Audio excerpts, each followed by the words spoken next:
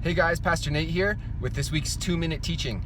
And people are always talking about praying for revival and hoping that revival comes and revival happens and trusting the Lord for revival and some of those things. And absolutely, we should be praying for revival. We should be praying for revival in our own hearts. We should be praying for revival in our communities.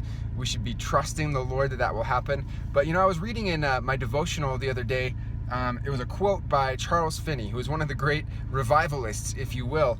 And he was a man that God used greatly and brought many thousands of people to the Lord through his ministry.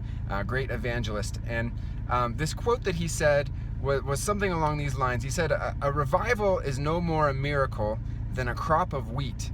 A revival occurs when you go to bed exhausted and you wake up exhausted.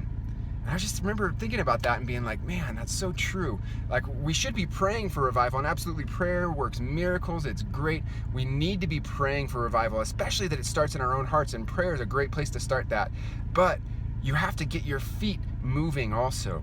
You need to be going to bed exhausted for the work of the Lord and waking up exhausted, and that's okay. It's okay to wear yourself out for the Lord. If you're operating in the Holy Spirit, going to bed exhausted, waking up exhausted, when you begin to see the fruit of that, when you begin to see people's lives changed for eternity, it makes it all worthwhile.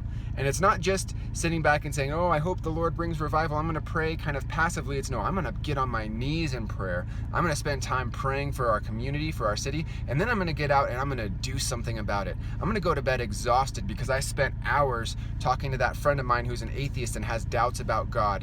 And I'm going to wake up tired because I went to bed late. I'm going to work all day long and get my hours in, and then I'm going to go and I'm going to minister to that single mom down the street who needs a hug, an arm around her, someone to help with her kids for the night, someone to help with her dishes, and minister the gospel to her, get the opportunity, earn the opportunity to share the love of Jesus Christ with her in the message of the gospel.